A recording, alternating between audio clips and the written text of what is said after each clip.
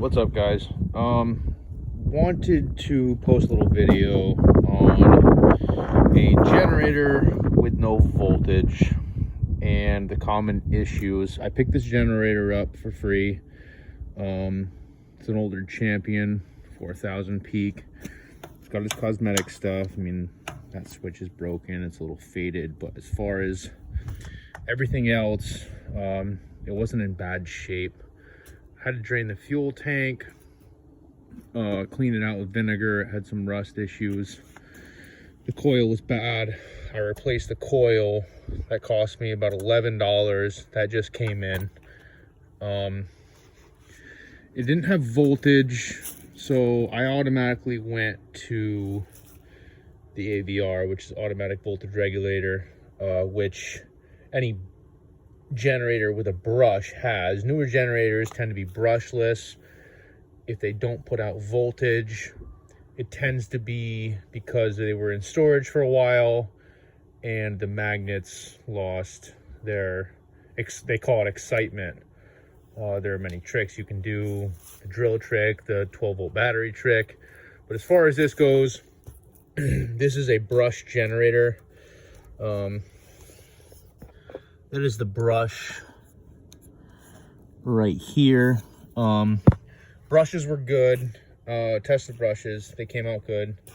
As far as voltage, what you want, for most brushed generators, you have these 4 tabs right here. But what you want to do if you don't have voltage, first of all, is to test these poles. So starting, if you're looking at the poles from right to left, generally, or left to right, either one, you want to go every other. So take a multimeter, positive and negative, and then positive and negative on these ones. So when you're testing positive and negative while it's running, you want to get a minimum 3.5 volts to these two connected, positive and negative, and these two connected, positive and negative. That will determine that if you're getting 5 volts, that'll tell you that everything internally, as far as the coil goes, is good. If you get less than that, if you're getting 1 or 2 or nothing on either one of these, don't waste your time, buy a new generator. But if you're getting around between 3.5 and 5 on these two and then these two, you're good to go. There's something else wrong, and generally what happens is your AVR goes bad. These are automatic voltage regulators. So what happens is you get 5 volts out of the coils. It comes through into the AVR. The AVR bumps it up to 240, and then from there it goes back through the system, and you have I'm correct me if I'm wrong, I'm not 100%, I'm not a fucking electrician, honestly, excuse my language. I'm not a fucking electrician, but I know generally how this works. So you have your brushes, you have your AVR steps this up from 5 volts and it steps it up to 240. Now this regulator this switch in neutral is 0. So when you have 120 volt and you have 240 volts. So check those posts. If those are good, chances are it's your AVR. If it is a brushed system, if it's brushless and you have no voltage, chances are you need to, it's called flashing your generator. And there's a ton of videos on YouTube about it. Like I said, the drill method, the battery method, and different models and different manufacturers are different. This is a Champion. It's going to be different. If this was, Champion does make brushless generators, but it's going to be different flashing a Champion compared to a Honda, and there are videos all over the place. My main reason for this video is I wanted to point out the fact that check everything before you go to the most expensive part first.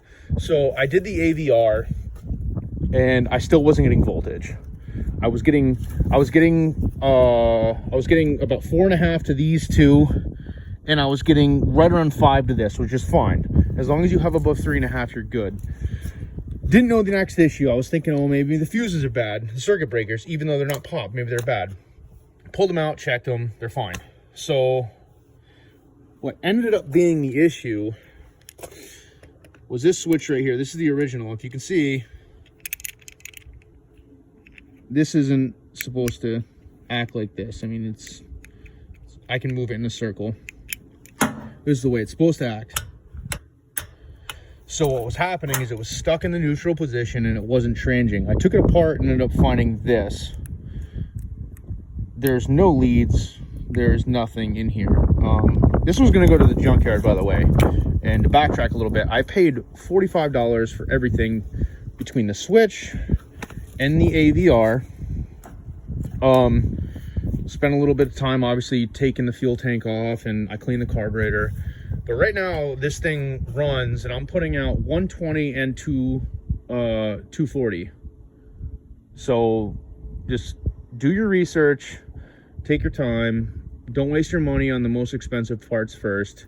Check all the cheap stuff first. They could be as cheap as we're changing out a circuit breaker to, I mean, this thing was, I think, $2, and I bought it right from Champion. It came from California.